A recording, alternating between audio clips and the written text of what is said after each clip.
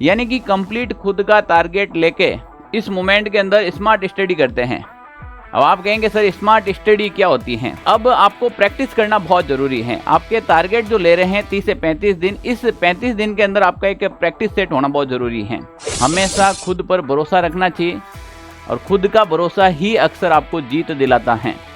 तो पोस्ट है तो आपको पता है कि 10,000 ही हैं, और 10,000 जो सिलेक्शन लेने वाले विद्यार्थी हैं वो लास्ट मोमेंट के अंदर क्या सोचते हैं वो मैं आपको बताने वाला हूं। ये 10,000 विद्यार्थी हमेशा इस मोमेंट के अंदर लास्ट जो समय होता है उसमें हमेशा अपना डेली का टारगेट फिक्स करते हैं। डेली का टारगेट का मतलब है कि अब जो बचे हुए समय के अंदर अगर आप टारगेट नहीं लोगे, क्योंकि सब विद्यार्थियों का अब इस सिचुएशन में आप अलग अलग जगह पे हैं, किसी का सिलेबस कंप्लीट हो रखा है, कोई रिवीजन कर रखा है, अब आपका टारगेट आप ही को डिसाइड करना है। तो इस समय क्या करते हैं कि जो सिलेक्शन लेने वाले विद्यार्थी होता है वो किसी की सलाह नहीं लेता है, खुद का टारगेट खुद डिसाइड करता है ऐसे बॉक्स बना के कि भाई आज की तारीख में मुझे ये करना है, कल का कल देखा जाएगा, पर आज की तारीख में मुझे क्या करना है वो कंप्लीट टारगेट लेता है कि आज मुझे जनरल साइंस के अंदर क्या करना है, मैथमेटिक्स के अंदर क्या करना है, राजस्थान जीके में क्या करना है, मैंने करंट अफेयर्स पढ़ा या नहीं पढ़ा, पढ़ा है तो कहाँ तक पढ़ा है। यानी कि कंप्लीट खुद का टारगेट लेके वो बचे हुए इन दिनों के अंदर डेली टारगेट बेसिस पढ़ते हैं। और टारगेट अगर नहीं लेते हो तो आप वही भीड़ का हिस्सा बन जाओगे, सिलेक्शन वालों के हिस्से में नहीं आओगे। सिलेक्शन लेने वाले विद्यार्थी लास्ट मोमेंट के अंदर खुद का टारगेट खुद बनाते हैं और खुद ही कंप्लीट करते हैं, और तब जाकर उनका सिलेक्शन होता है, क्योंकि वो लास्ट टाइम के अंदर कुछ छोड़ते नहीं हैं, टारगेट के अंदर वो सारी चीज़ें शामिल आ जाती हैं। ठीक है ना। इसके बाद में बताऊँ, ये जो 10,000 विद्यार्थी हैं सिलेक्शन लेते हैं वो इस मोमेंट के अंदर स्मार्ट स्टडी करते हैं। अब आप कहेंगे सर स्मार्ट स्टडी क्या होती है?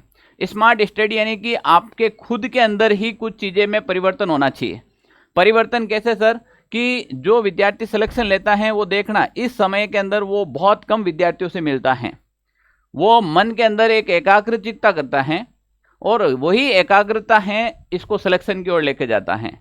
वो इन 30 से 35 दिनों के अंदर ज़्यादा विद्यार्थियों के टच में नहीं रहता है, खुद का माइंड सेट करता है और खुद के माइंड सेट के हिसाब से पढ़ता है। तो आपको लास्ट इस समय के अंदर आपको क्या करना है, पहले तो एक तो एकाग्रता दिखाना है, दूसरा माइंड सेट करके पढ़ना है, और उसके बाद क्या करना है कि खुद के ही नोट्स पढ़ते हैं। अब क्या होता है कि टेलीग्राम पे बच्चे इधर उधर भागते हैं तो कहीं पीडीएफ हाथ लग जाती है किसी की, अब खुद के नोट्स छोड़कर दूसरे के नोट्स पढ़ना मूर्खता हो जाता है।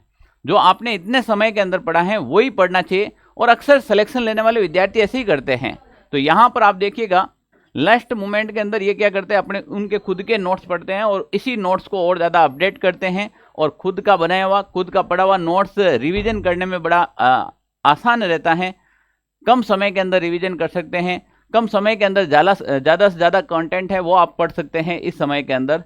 तो ये आपको करना चाहिए, और स्मार्ट स्टडी कह दूं या स्मार्ट स्टूडेंट कह दूं वो यही करता है अंतिम समय के अंदर। इसके बाद हम बात करें प्रैक्टिस, यानी कि अब आपको प्रैक्टिस करना बहुत जरूरी है। आपके टारगेट जो ले रहे हैं 30 से 35 दिन, इस 35 दिन के अंदर आपका एक प्रैक्टिस सेट होना बहुत जरूरी है।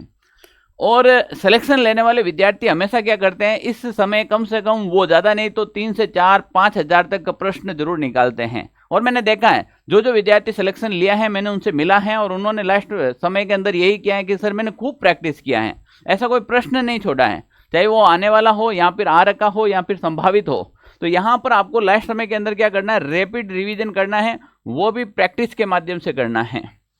कैसे कर सकते हो, यहाँ तो मॉडल पेपर से कर सकते हो, हमने भी एक प्रयास किया है मॉडल पेपर का। अब ये जो प्रैक्टिस सेट है इससे आपको बहुत ज़्यादा फायदा मिलने वाला है। एक यहाँ पर रैपिड रिवीजन कीजिएगा, प्रैक्टिस यानी कि मॉडल पेपर टेस्ट दीजिएगा, और साथ में PYQ है 2025-26 के, वो भी आपको देखने चाहिए। 25-26 के जितने भी प्रश्न आए, इसके लिए कुछ मैं भी क्लासें हैं वो आपके लिए लेकर आ रहा हूँ। 1 तारीख से हम ये क्लासें शुरू करने जा रहे हैं आपके लिए, जिसमें वो सारे PYQ और प्लस आने वाले संभावित जितने भी प्रश्न बन सकते हैं हाल ही के एग्जाम पैटर्न के अनुसार, क्योंकि RSSB भी अब RPSC को फॉलो करने लग गया है। तो यहाँ पर जो संभावित प्रश्न बनने वाले हैं इस बार, वो संभावित प्रश्न भी मैं आपके लेकर आ रहा हूँ, प्लस PYQ हैं जो अभी हाल ही के लेटेस्ट के अंदर हुए थे। तो इसमें आपको समय खराब करने की आवश्यकता नहीं है, ये तो मैं करवा दूंगा आपके 1 तारीख से ये क्लासें मैं शुरू कर रहा हूँ, लगातार ये क्लासें चलती रहेगी, आपको यहाँ पर आपको बहुत ज़्यादा मदद मिलेगी। पर यहाँ पर आपको क्या करना है, लास्ट समय के अंदर आपको प्रैक्टिस सेट करना है, मॉडल पेपर जरूर देना है, किसी के भी दो जो आपको अच्छा लगे। हो सके तो एक बार ये वाले मॉडल पेपर भी जरूर देख लेना, क्योंकि इसके अंदर मैंने खुद ने मेहनत की है, हमारी टीम ने मेहनत की है, बहुत ही अल्टीमेट मॉडल पेपर है। क्योंकि इसके साथ में क्या दे रखी है, व्याख्या दे रखी है। अगर किसी ने गलती से भी कोई सिलेबस में अंदर कोई पार्ट छोड़ दिया है, नहीं पढ़ा है, वो यहाँ पर इनके कवर हो जाएगा, ठीक है ना, यहाँ पर कवर हो जाएगा। मान लीजिए किसी ने करंट अफेयर्स पूरा पढ़ा पर अंतर्राष्ट्रीय या फिर जैसे आपके एलडीसी में राष्ट्रीय स्तर का करंट अफेयर्स दे रखा है, अब वो नेशनल लेवल का करंट अफेयर्स नहीं पढ़ा है, तो वो यहाँ पर कवर हो जाएगा, इस बात की गारंटी है। तो आप इसको भी एक बार जरूर ट्राई करना। इसके ये जो मॉडल पेपर हैं आपके लिए बहुत मददगार साबित होने वाले हैं। और लास्ट समय के अंदर मैं यही कहता हूँ, विद्यार्थी भी यही करते हैं, सिलेक्शन वाले भी यही करते हैं कि खुद पर विश्वास रखो, हमेशा खुद पर भरोसा रखना चाहिए, और खुद का भरोसा ही अक्सर आपको जीत दिलाता है। और ये 30 से 35 दिन हैं, यही आपके जो समय हैं ये डिसाइड करेगा कि ये 30 से 35 दिन कि आपकी साल भर की जो मेहनत है वो रंग लाएगी या फिर खराब हो जाएगी। ये बचा हुआ समय है, इसमें खुद पर विश्वास करना है, कम भटकना है, ज़्यादा अनसंड जो पीडीएफ है मार्केट के अंदर उसके ऊपर भरोसा नहीं करना है, और जो आपके खुद का कंटेंट है उसके ऊपर भरोसा रखकर पढ़ाई करना है।